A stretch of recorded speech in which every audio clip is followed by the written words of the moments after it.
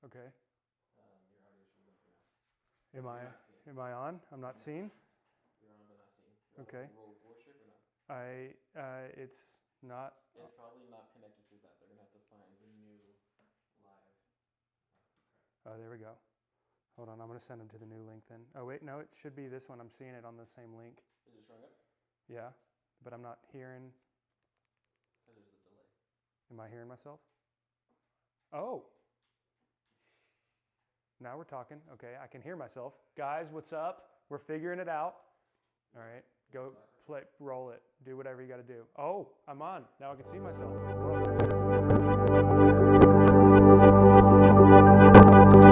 If all my life is for you, Lord, with every breath I'll bless your name. Highest hands and highest praise. We all sing, oh, what a joyful life you bring. If all my life is for you, Lord, with every breath I'll bless your name. Highest hands and highest praise. We all sing, oh, what a joyful life you bring. Whoa, whoa,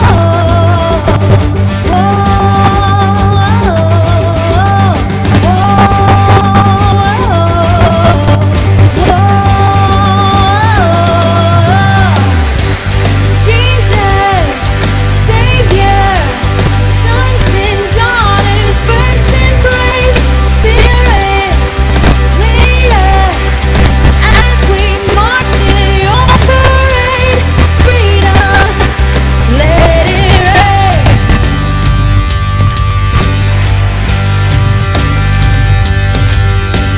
If all my life is for you, Lord, then all my life will bless your name. Glory to the highest King. We all sing, what a joyful life you bring.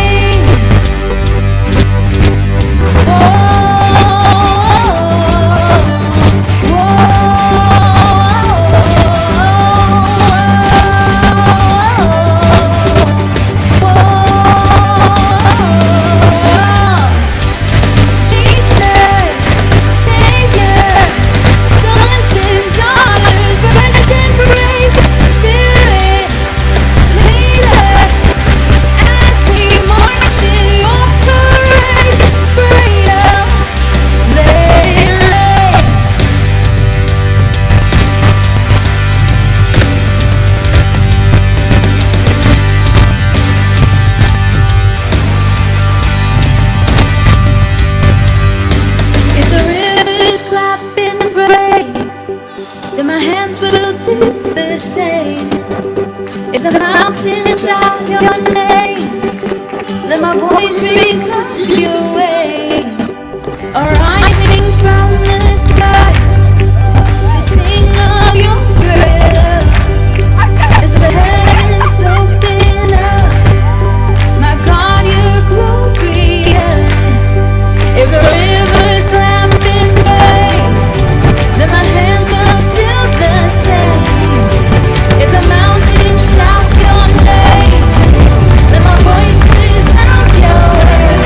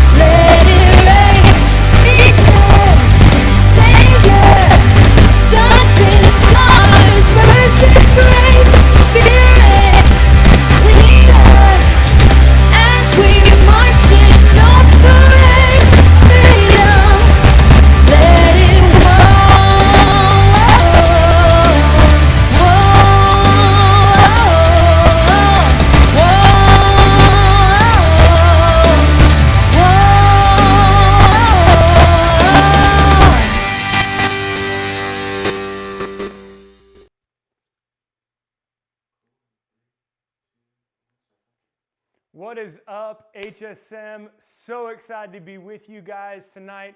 Sorry about the technical difficulties, but we have STS right behind the scenes. We're in my living room, and he crushed it figuring it out. We were kind of in a hurry right there figuring some stuff out, and for some reason the program wasn't running and YouTube wouldn't let us in to do some stuff, but he was just mashing buttons over here looking like someone from James Bond movie. Figured it out. So STS, good job, man. Thank you for doing that. Sorry that the video was a little laggy. I don't know why that happens. It happens though. So, but we figured it out. Hopefully it's working a little better. I got my phone right here. So let me know if it's working out. Someone says I look hype. That's Selena's vlog. Thank you. I am hype because HSM's back, baby. Also, I'm back in California. I want to say preach a white boy to someone other than my dog. Really, Mason? Thanks, dude. Anyway, all right. Sounds like we're doing good. So I'm putting my phone over there and we're going to get started. But guys, I'm rocking the Bama jersey because I just spent a week back in Alabama. I'm back in California. It's weird, earlier I was actually recording my message for next week. I got to go back into the worship center and record my message. So a week ahead of time, I recorded that today. And in there, during my intro, I'm actually talking about how I spent last week in Alabama. So I'm saying all of this twice in a row, 2 weeks in a row. Just ignore it next week, okay? Ignore it next week. But I'm back in California, and I'm glad to be back. And I'm glad to be back with you guys. Watching that video right there honestly makes me just miss HSM like crazy. I miss HSM every single day, but that video right there, it's so nostalgic, and it just makes me want to go back and jump on John Allen's back and have a huge just rave party on the stage and break the stage finally. By the way, when we go back to HSM, we are breaking that stage to that song. I promise you, we're gonna do it. I don't even care if we get in trouble. We're going crazy on there. Hopefully no one's gonna get hurt. We're not gonna break any other equipment, but we will break that stage if it's the last thing that I do as the HSM pastor. I cannot wait to get back at HSM with you guys. STS is laughing at me behind the camera, and hopefully my boss is not watching or any of the tech team. But anyway, guys, super excited to be with you tonight. We're going to start a brand new kind of two-part mini-series. I'm really excited about this.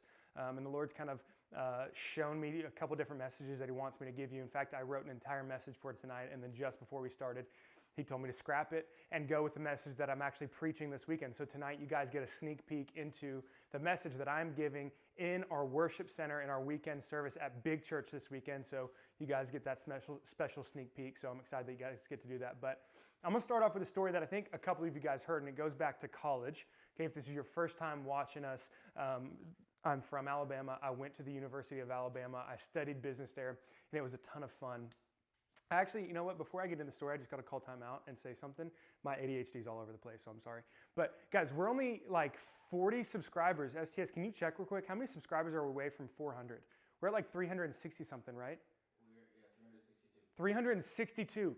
I'm not great at math as I'm about to go in, but that's like 30 something, right? That's 30, no, it's 48? 38. We are 38 subscribers away from 400. Let's get that up to 400. I think that'd be so cool if over the next couple of weeks we could get that up. So be texting your friends, send it to your friends, your parents, your classmates, whoever it is, your teammates, and just say, hey, subscribe, get us to 400. We're gonna get to 400. Sia just got to 400. Let's beat them. Let's pass them. Let's get above Sia. How cool would that be that our college young adults ministry is falling behind our HSM ministry? We love them to death, but HSM's better. Okay, let's get started. I'm on one tonight. I don't know why I am. But guys, so going back to college, I was at the University of Alabama. I studied business, and just like I said earlier, I really struggled with the math portion of it. Right? If you don't know, business classes, actually a lot of it is math, like statistics and accounting, all that stuff. And I did fine actually with statistics and accounting, but it was the math classes specifically that I really had a hard time with. One in specific, Math 125 is a business calculus class. I hated this class. It was so bad, and it frustrated me so much that I didn't understand it, how numbers and letters and all this stuff somehow ended up being imaginary numbers. There was literally imaginary numbers. Maybe you know calculus, you know what I'm talking about. I still don't get it. I hate it, but I took it. I had to. It was a requirement for my major. If I don't pass this class, I don't get to major in general business like I was studying. And so I took it, and I studied, and I worked hard, probably not as hard as I should have, but I failed miserably. In fact, I think I failed with like a 40-something% in the class. It was awful. So I took it again. I took the class the second time.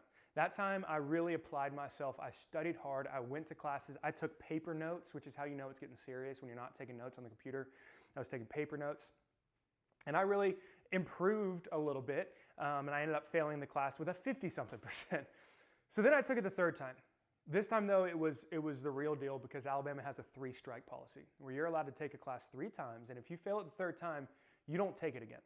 And since this was a requirement for my major, I have one chance to pass this class that I've already failed twice, and if I fail it again, I have to either change my major.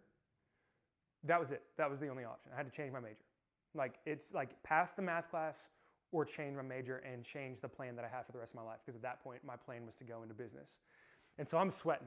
And so this whole semester, I'm realizing that the more that I try to understand math, the more that I hate it and the worse that I do. So instead of trying to understand it, I just said, you know what, I'm just gonna memorize the crap out of this and just figure out that if I memorize this number and this number, somehow, I don't know why, there's an I here and there's shapes and colors and all this stuff, but I know that if, you know, this plus this minus that divided by that, move it around, flip it over, it equals this. So that's what I did. So I just memorized this stuff. I was actually doing pretty good. I was passing the class.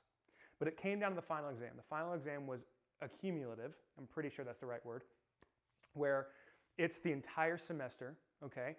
And if I pass the exam, I pass the class. Boom. If I fail the exam, I fail the class. That's how much the exam was worth. So it comes down to it. So the night before, I stay up all night. I pull an all-nighter. I'm shotgunning Monster energy drinks. I'm listening to worship, and I'm like praying the whole night while I'm just memorizing. Like my eyes are like wide open, glued to my screen, and I'm just like doing one of those things that look like STS trying to fix the technical difficulties back there. I'm memorizing so much. I get up, I don't even go to sleep, but I get up in the morning, grab all my stuff. I'm walking to our math class lab, which is, because it's like a computer lab, you take them online. I'm listening to like my pump up music, like I'm listening to like a little Eminem before it, you know, like doom, doom, doom, doom, doom, whatever. I'm sure JT can rap it. But we go, I take it. I'm really feeling good about it. You know, I'm getting some right answers, all this stuff. But then it comes time for me to submit it. Right? It comes time for me to hit that button and submit my test and find out if I pass the class and get to keep going with my major, or if I had to change my major or drop out of school and become a failure. I don't know. So I kind of take a deep breath. Here we go. I hit the button finally. And right there in big, bold letters, Math 125, final exam score, 98%, Math 125, final course score, 96%. I aced this class that I had failed twice, and needless to say, I was pumped. I was so excited, almost as excited as when HSM finally gets to go back in person. Like I was so excited. I don't know what I did in that moment. I kind of blacked out. I might have screamed or like hit the table. I probably punched the computer. I don't know what I did. But I got all my stuff. I ran outside. The moment I got outside, my feet hit that concrete. I started calling people left and right. I called my mom. I'm calling my dad. I'm like, Mom, I passed. Dad, I passed. Suck it. Like I don't know why I'm mad at my dad. I'm just like, Dad, I did it. I did it. Suck it. Like I don't know. I'm just excited, you know. I'm calling my sisters. I'm calling my grandparents. I'm calling people that I haven't even talked to since like junior high. I'm like, you know, hey dude, what's up? I don't know if you remember, we played basketball in 4th grade. I passed math, what's up? And I just like hang up. I'm telling people on the way back. I go home, I wake up my roommates because they're still asleep because they're bums. And I'm just like, guys, I passed math, I passed math. We go to Waffle House, we're celebrating. I'm telling the waitress thinks I'm crazy and I'm probably high on something, but I'm like, I passed math. Guess what? I passed math. I get a free waffle. Like it's crazy. I'm telling everybody. And for like weeks, I'm telling everybody. I posted on Instagram. I did all this stuff. I think I had a Snapchat at the time. Has anyone ever had something like that? Where they have to tell someone? You have to tell someone? I want you to guys throw in the comment section an experience that you've had or something that you've done that you couldn't help but tell people about it. Right? Maybe you got a car for your birthday or for Christmas, right? Maybe you made varsity. Right, maybe like that girl that you slid in the DMs last week and you were like expecting to crash and burn and she texted back immediately. You like telling your boys, dude, she replied, like whatever it is. I don't know what it is. Like I don't know what your girl's thing is. It's like, guess what? I got my nails done. Like I don't know what it is that you know. But have you ever had something that's happened to you that you've experienced where you just got to tell people? Right? There's physically nothing that you can do to prevent yourself. I'm getting text over here. Let me make sure it's all working. Okay, we're solid. Mason, Mason, quit texting me, man. You're distracting me. I'm just kidding. Keep texting me, actually. I'm sorry. But when something happens to us that's really exciting, it's in our nature to just tell people, right? We can't help it. That's how God designed us. When something like that happens in our lives, we tell people about it. When we're excited about passing that class or making that team or getting that guy or that girl or whatever it is. When we experience something really cool, we tell people about it. So why is it that we have such a hard time telling people about God? Why is it that we as Christians who've experienced something that's so incredibly beautiful and powerful and wonderful in our lives, why is it that it's so hard for us to tell the people in our lives about Him and to talk to Him? Right? It's almost taboo for us to do that. Right? Like it's like, hey, we got a party this weekend. What you want to do? Saturday night, you got a party. You want to come? Like it's going to be crazy. You have free alcohol. Like all this stuff's going to be crazy. I don't know. Sunday morning I have something. It's like a family thing. I might have to go. I think I'm busy. I'm not really sure. Let me check my calendar. Maybe I can work it out.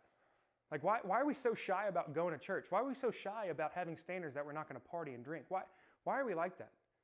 Hey, Sawyer, why don't you and your fiance sleep together? Your fiance, why don't you just go ahead and move in? Like, clearly you're going to get married in a couple months. Why don't you just go ahead and do it?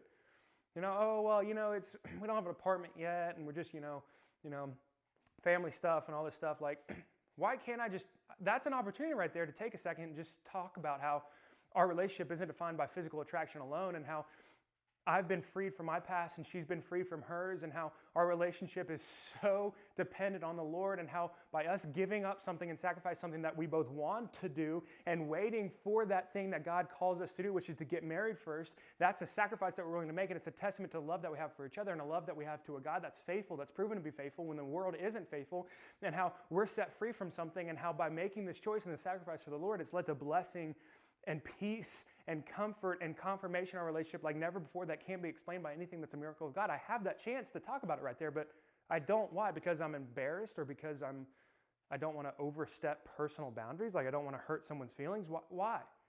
Why is it that we do that? No. Instead, when someone invites me to that party on Saturday night, I'm going to say, you know what? No. I'm going to go to sleep early because I'm getting up in the morning to go to church. I'm getting up in the morning to go do something that is meaningful to me in this life and the next. I've lived that life. I've done that thing. I've partied. I've seen people who have partied, and it's hurtful and it's destructive. And I don't want to go and spend a couple of hours having fun and doing things that the morning I'm going to feel crap about, and it's just going to hurt me, and we're going to do it every single week, and it's just going to drive me into this hole that I can't physically, mentally, spiritually recover from, financially recover from, and it's only going to hurt me and this and that. No, I'm going to go to sleep on Saturday night. I'm going to get up in the morning. I'm going to go to church because I know that I have a living God who loves me, and I get to go experience on an everyday basis, and I make a choice not to do those things because it's destructive in my life, and you should come with me. No, I'm not ashamed about talking about church. I'm not ashamed about talking about God because I know that it's better. I know that it's better. Why? Because when we experience something good, it's in our nature to tell people about. And it's our job to tell people about God. It's our job. That's what the Lord put us here to do. I can't help it but to talk about the Lord. I can't physically go a day without talking about God. Look at this verse in 2 Corinthians 5:14. This is Paul writing here. He says it's for the love of Christ compels us. I love that word compel. The word compel. Some translators right here, instead of saying compel, it says control. To compel, to control. In other words, physically, we cannot hold it in. On that day that I passed that math class, I promise you, if someone had met me at the door and said, hey, I'll pay you $100, not to talk about this to anyone, not to tell anyone about it, I bet I would have taken that $100, thrown them in their face, and said, guess what, I passed math, and gone and tell to everyone along the way. There's some things that I'm so excited about, that we're so excited about, that we cannot be paid enough not to talk about, and that's how we should feel about the Lord. That's what Paul is saying here, that we're compelled, that we're controlled, that there's physically nothing that we can do to hold in the excitement that we have about the Lord to not tell people about it. That's what he's saying. That's what it means to be compelled, to physically be incapable of going a day, a single day, without talking about something. We shouldn't be able to hold it in. And here's why. Actually, Paul is going through this. I think it's really interesting that Paul is writing about this because Paul goes through some stuff. If you want to go read about Paul, Paul wrote a lot of the New Testament, and he went through some trials. He was imprisoned, he was beaten, he was tortured, he was mocked, he was made fun of, like all these things, and yet he keeps getting up and keeps talking about God. Why? Because he's compelled, and he gives us, in 2 Corinthians 5, he gives us 5 reasons why he's compelled to tell people about God, to keep talking about him. No matter how much he's made fun of, no matter what he goes through, he can't help it but to talk about God to other people. The first reason why he's compelled is because of our desire to please him. Our desire to please him. Look at this in 2 Corinthians 5, 6 through 10. It says, so we are always confident and know that while we are at home in the body, we are away from the Lord. For we walk by faith and not by sight. In fact, we're confident and we would prefer to be away from the body and at home with the Lord. Therefore, whether we at home or away, we make it our aim to be pleasing to him. For we must all appear before the judgment seat of Christ, so that each may be repaid for what he has done in the body, whether good or evil. Can you point me to a more appropriate verse about what we're supposed to be doing with our time during quarantine? That's so appropriate. Whether we're at home or away, whether we're stuck in quarantine or at our jobs, whether we're stuck in quarantine or at the park, whether we're stuck in quarantine or at Disneyland or at a restaurant or whatever it is, whether we're at home or away, our desire is to please him. Our goal is to please him. Our motivation, the thing that compels us, is to please him. I love that. I'd love, love, love to get out of quarantine. But just because I'm stuck at home doesn't mean I'm without a job. Just because I'm out of school doesn't mean I'm without a job. Just because I'm away from sports and I don't get to graduate, or I don't have a graduation ceremony, or I don't have prom, or I don't have this or that, doesn't mean I'm without a job. Doesn't mean I'm without purpose. Doesn't mean I have nothing to do. I still have a desire to please my God, and there's a way to do that within quarantine. But according to this verse, that's our goal, is to make him proud, to make him happy. Guys, I got to confess something to you. I'm really not proud about this. This might be the hardest thing that I've ever had to confess to HSM. While I was in Alabama, I bought my first pair of skinny jeans. I know. Yeah. It's really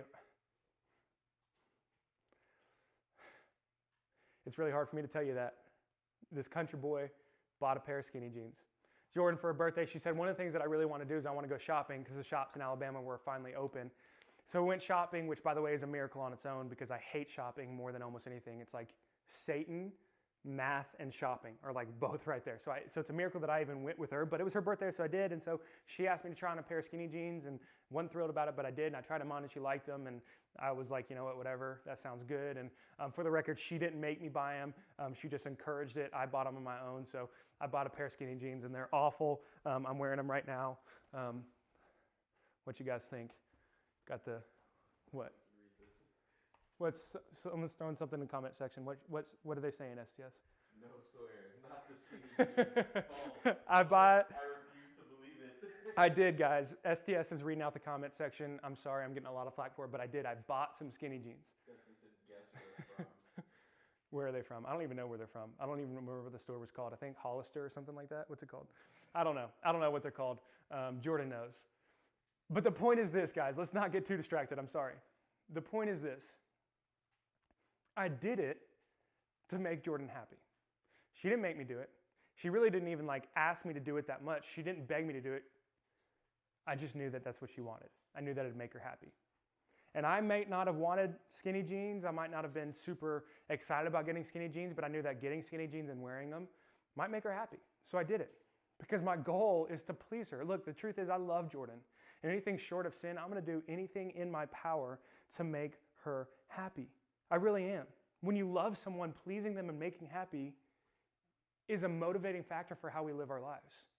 It's something that feeds into the decisions that we make. And our desire to please God, to make him happy, should be a motivating factor in the way that we live our lives. It should be something that drives us, that compels us to go out and to talk about God, because that's what makes him happy. And it might not be what we want to do. It might not be what's comfortable to us, but it's what makes him happy. Look at verse 5. So we are always confident and know that while we are at home in the body, we are away from the Lord. What I think that says right there is that usually or sometimes doing what makes God happy is unnatural or uncomfortable to us. It goes against what we want. I believe it's Galatians 5. I think that's the right verse that talks about how the desires of our flesh are against the Spirit. What Paul's saying right here is a lot of times the things that are going to be pleasing to the Lord, the things that are going to make him happy, are things that are going to be uncomfortable to us. And talking about God is sometimes uncomfortable. It really is. But at the same time, doing it makes him happy. Skinny jeans are uncomfortable. Can I tell you something? Dadgummit, they're uncomfortable. But it makes Jordan happy. It makes Jordan happy. Doing the things that God wants us to do, whether they're uncomfortable or not, makes him happy. And he's calling us to talk to people about God. And that should compel us. That should drive us. That should fuel us. That should encourage us. That should motivate us to go out and to talk to people about God. Because when we're doing that, we're living out our purpose, it's making the King of Kings and the Lord of Lords happy. And if that's not enough motivation for you, I have some more, but I think we need to check ourselves, because that's pretty powerful, that we have the ability to make our God happy by talking about him. But if that's not enough motivation for you, the second one is fear. Second one's fear. Now, fear is one of those things that I normally don't want to connect to the Lord, because I like to picture God as merciful and powerful and graceful and forgiving and awe-inspiring, which he is. He's all of those things. But at the same time, Scripture is very clear about what happens when people don't hear the love of the Lord, when people don't hear about God, when people don't hear, when we don't talk about it, when we don't go and talk about God. It's very clear what happens. Look at this in 2 Corinthians 5, 10 through 11. It says, "For we must all appear before the judgment of Christ, so that each may be repaid for what he has done in the body, whether good or evil." We're going to face God, and he's going to talk to us about what we lived our life in pursuit of and what we did with our lives. "Therefore, since we know the fear of the Lord, we try to persuade people." If you don't know this, heaven and hell are very real places. And if people don't give their life to the Lord, they're going there. That might be you. You might have not ever made that decision tonight or before, and you're going to get a chance to tonight. But if you haven't, I'm sorry to say that in the end of all this, hell is the place that you'll go. I'm not trying to scare you, but the fear of that should motivate you. And for you Christians, it should motivate you all the same. Because the people who we don't, Ezekiel talks about this 3 different times. Ezekiel talks about this, how the people who don't hear about God from us, the blood of them is on our hands. They're going to go to hell, and it's our fault. It's not God's. It is our fault. So if you have friends, if you have family, if you have people in your life, and they go to hell, and you didn't ever try to lead them to Christ, what Ezekiel's saying here, what Paul is saying here, is that it's our fault. And the fear of that, the fear of our loved ones, the fear of our families, the fear of the people in our lives that we love and care about going to hell should motivate us to talk about it. Therefore, since we know the fear of the Lord, we try to persuade people. I think that word persuade has a negative sound to it, a negative connotation to it. I think it sounds dishonest. It sounds deceptive. It sounds really kind of invasive. When I think of the word persuade, I think of the scene from Napoleon Dynamite when they're going like door to door and they're selling those little plastic bowls. I don't know if you know what I'm talking about. They're selling plastic, and they're talking about how it's cutting edge technology and you have to buy this. They're indestructible and all this stuff. And one lady's like, prove it. And he tries to drive over one of the bowls in his car, and it just like, explodes. And they're clearly just lying through their teeth. To me, that's what like persuade, when I think of persuade, that's what I think of. It's like a salesman trying to sell me something, or politicians lying. I think the reason that happens is the reason that we feel about that word is we just live in a dishonest world. We're so used to being sold lies.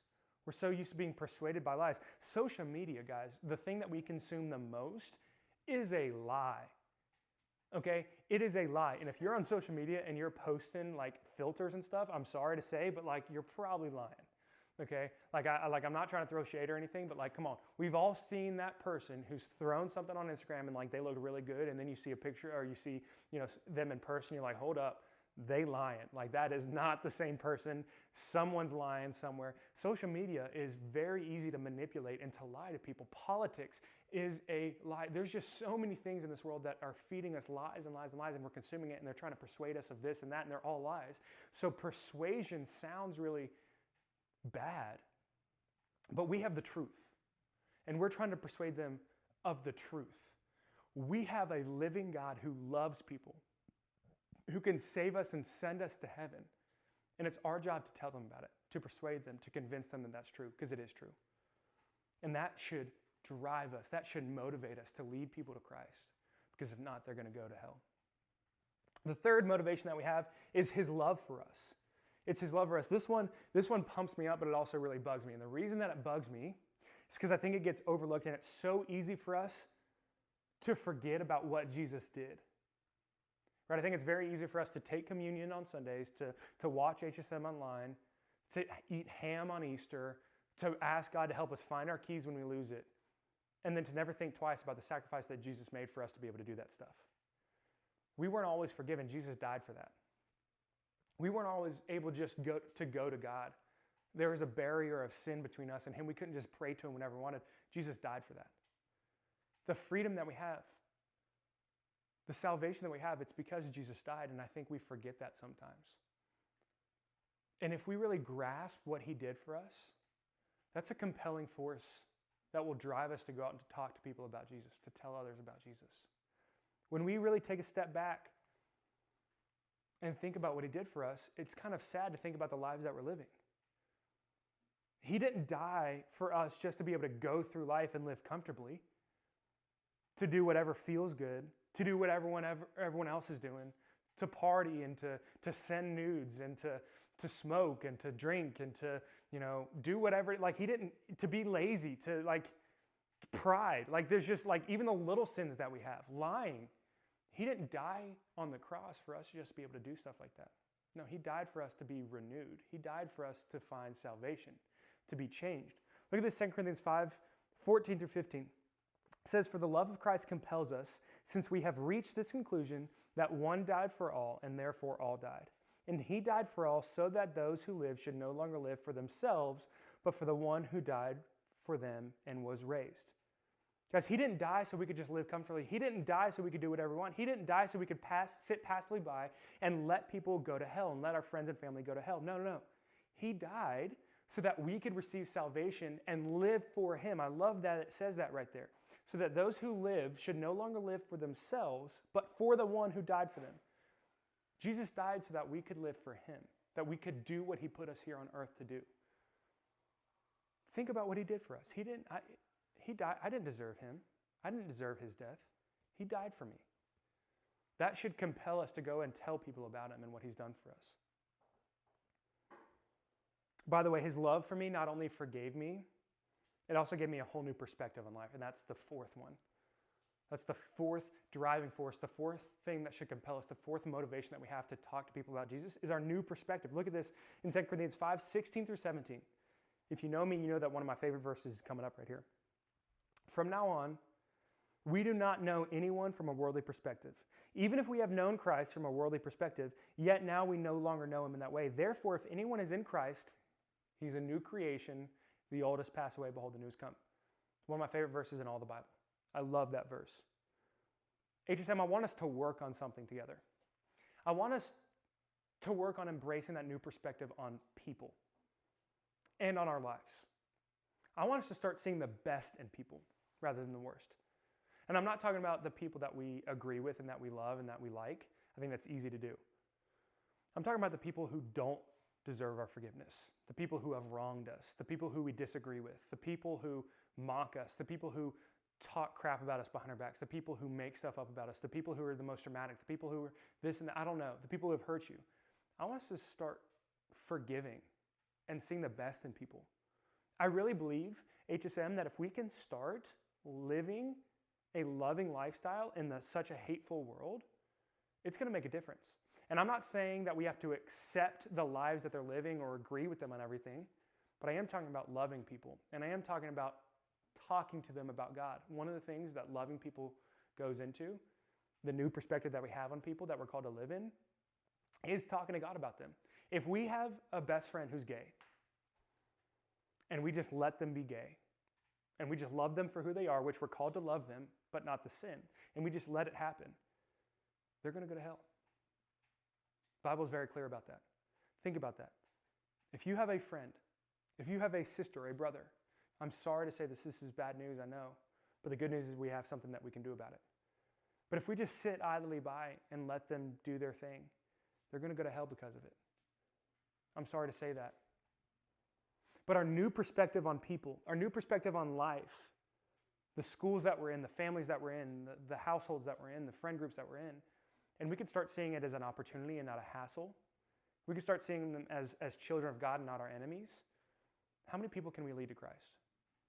What if you went to that person who has wronged you and you just said, hey, I know we haven't been great friends lately, but I know you're going through some stuff right now, and I just want to let you know that I have some new friends at church, and they're pretty cool, and I think they'd like you a lot, and I think, I've learned a lot from it, and I think you could too. Maybe you should come with me this Tuesday night. It's a lot of fun. We play games and stuff like that. How easy is it to do that? What if your friend, who you know is living in sin, is going down the wrong path? You said, hey, you should come join my life group. I know it might be awkward for you at first, but it's actually really fun, and they won't care, that you're gay or you're doing all that stuff, whatever it is, and we play games, a lot of fun. You should come and be a part of it. Be interesting, wouldn't it? I think we can lead people to Christ if we start to embrace the new perspective that we have on life from the Lord. And that should be a motivating factor. That should be something that drives us to talk about God. And the last reason is it's purposeful. It's purposeful. To talk to people about God, it's purposeful.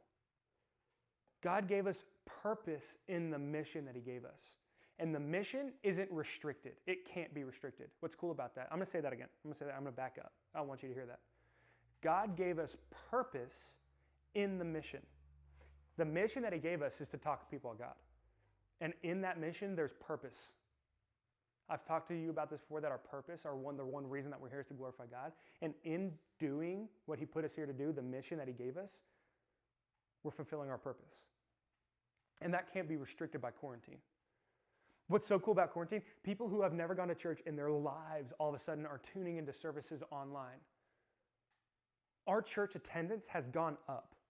Think about that. Our church attendance has gone up because people from all over the world are scared and concerned and nervous and confused, and they're just going to church. They don't know why, they're just going to church. So for the first time ever, it's not weird if you send someone an invite to church. Hey, here's a link to my church service this week, and you should watch with me. Hey, here's a link to the video that our pastor showed last week. Hey, here's a link to HSM. Hey, here's a link to our life group. Hey, here's this, here's that. How cool would that be if we start inviting people to church and all of a sudden you're living out your purpose? So if you're mad at this season, if you're mad at quarantine, if you're mad at coronavirus, if you're mad at school, if you're mad at your family, if you're mad, whatever it is, take a second and realize that by talking about God, it's going to give you purpose. I bet it'll change your perspective toward the season.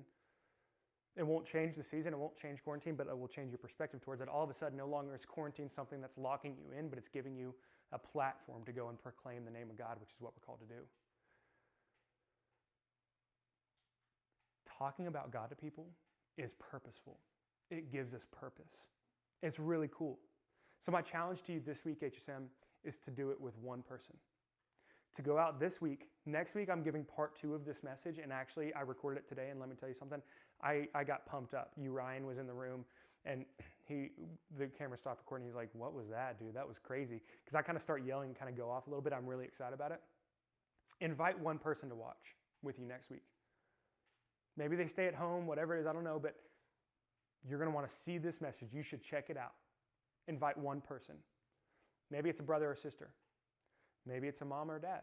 Maybe it's a cousin. Maybe it's a teammate that you stay in touch with that you know doesn't love the Lord. You don't have to go and preach to them. You don't have to go and say, hey, give your life to the Lord or you're going to hell. Just reach out to them and say, hey, our church, our high school ministry is doing something really cool. Our pastor is really weird. He's from Alabama. He bought skinny jeans, but you should come watch. Simple as that. Why? Because the love of the Lord compels us. Because he loves us. Because we have a fear of people going to hell. Because of what he's done for us. Because of the new perspective that he's given us. And because it's fulfilling of our purpose. And maybe you're watching this tonight and you've lived your whole life and you've not known what your purpose was. Maybe you've given your life to the Lord a long time ago, but you haven't lived for the Lord, right? You said a prayer one day in service, but it didn't mean anything. Nothing changed. Nothing happened because you didn't pursue him and you're still living in that same sin. Or maybe you've never even thought about giving your life to the Lord. This God thing, I don't really buy into it, whatever it is. Let me tell you something. Tonight's the night to step into that purpose, to receive purpose and meaning and forgiveness from the Lord. And let me tell you something. This is not a recruiting pitch to get people to talk about God. I do believe that when you receive him and experience him, it will compel you to talk to people about God, but that's not what this is about. What I'm telling you is when you receive the Lord, and people in the comment section right now can tell you how real it is and how much it's changed their lives. Can let me tell you something? It lifts weight up off of our shoulders.